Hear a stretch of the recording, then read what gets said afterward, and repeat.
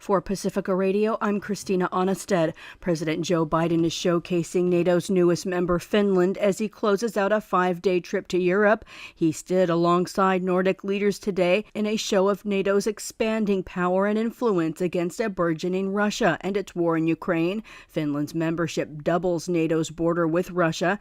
Wrapping up the NATO summit yesterday, Ukraine's president called it a victory for his country's defense against Russia, despite earlier criticism. Christopher Martinez reports. Ukrainian President Volodymyr Zelensky did not get the clear timeline for joining NATO that he had been pushing for, but he did get a shortened application process, a commitment that Ukraine belongs in NATO, pledges of new military aid, and security guarantees while it waits to join the alliance. Ukrainian delegation is bringing home significant security victory for the Ukraine, for our country, for our people, for our children. Ukraine still has no timeline for joining NATO, but it now has a commitment that it belongs in the alliance.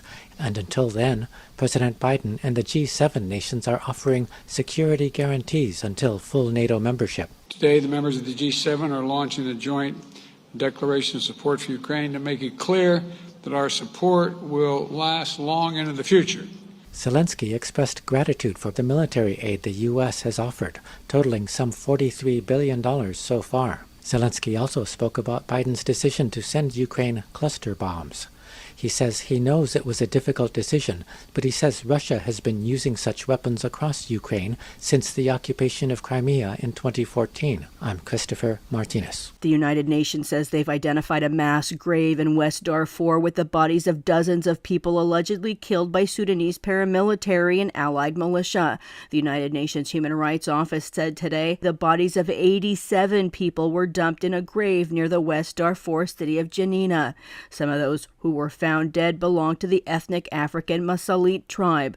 Sudan has been rocked by violence since April 15th, when tensions between the military and paramilitary erupted into fighting. Darfur has been at the epicenter of the 12-week conflict. The United Nations warns the conflict could turn into a full-blown civil war. It says the conflict has driven more than 3 million people from their homes. Meanwhile, leaders from Sudan's 6 neighboring countries are meeting in Cairo for the most high-profile peace talks since the conflict erupted. About a dozen states in the U.S. are under excessive heat warnings from Florida west to California. A heat wave that's been scorching much of the Southwest is bringing triple-digit temperatures and an increased risk of wildfires. This week, more than 111 million people are under extreme heat advisories, watches, and warnings. The death toll from record monsoonal flooding has topped 100 people in northern India. Authorities say they've used helicopters to rescue nearly 300 who were stranded in the worst-hit region of the Himalaya. U.S. officials have approved the first over-the-counter birth control pill, a major change that would broaden access for women and teenagers. The Food and Drug Administration decision means drug maker Perrigo can sell its once-a-day pill without a prescription. Previously, birth control pills required a doctor's note.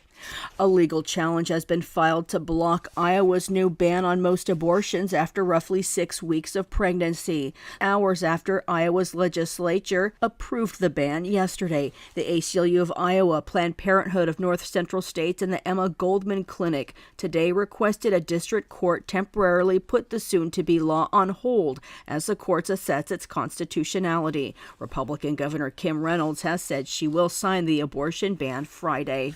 The union representing film and television actors say no deal was reached with studios and streaming services, and its leadership will vote on whether to strike later today. They would join members of the Writers Guild of America, who have been on strike since early May.